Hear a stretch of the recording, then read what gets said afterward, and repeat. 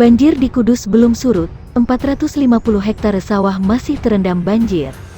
Sekitar 450 hektare sawah masih terendam banjir di Kudus, Jawa Tengah selama hampir 3 minggu.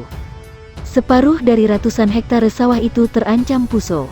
Banjir di sejumlah permukiman di Kabupaten Kudus sudah berangsur-angsur surut. Namun ketinggian banjir masih cukup tinggi di area persawahan. Di Desa Undaan Lor, Kecamatan Undaan, Kudus misalnya, hingga hampir 3 minggu ini, masih ada 450 hektare lahan pertanian yang masih terendam banjir cukup tinggi. Ketinggian air bahkan masih mencapai 1 meter. Kondisi tersebut membuat tanaman padi membusuk, sehingga tak dapat dipanen.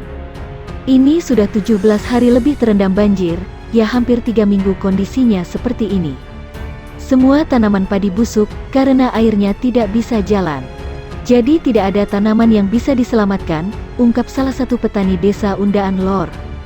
Kudus Sukun Badak belum juga menangi Proliga 2023. Ketua Persatuan Petani Pemakai Air, P3A, Desa Undaan Lor, Sunari menyebut dari 450 hektar lahan persawahan di desanya yang terendam banjir, sudah ada 50% yang dipastikan gagal panen atau puso. Idealnya itu 2 minggu lagi panen. Tapi karena sampai sekarang juga masih terendam banjir hingga lebih dari 1 meter, maka dari 450 hektar lahan persawahan, 50% diantaranya puso ada 50%, jelas Sunari. Sunari menghitung jika 1 hektar lahan persawahan di harga normal 40 juta rupiah, maka total estimasi kerugian petani Undaan Lor ini bisa mencapai sekitar 8 miliar rupiah. Selain lahan pertanian, sejumlah rumah warga dan jalan permukiman di Desa Undaan Lor pun hingga kini masih terendam banjir. Pintu air ke arah Sungai Wulan yang tertutup lumpur membuat banjir di lahan pertanian dan sebagian permukiman warga tak kunjung surut. Sebelumnya kali ini yang banjir itu membawa lumpur hingga menjadi sedimentasi yang cukup parah ini. Jadi air dan lumpur di sini mengendap sehingga menutup pintu yang mau keluar dari permukiman dan persawahan, sebut Kepala Desa Undaan Lor, Kudus, Nurul Komar.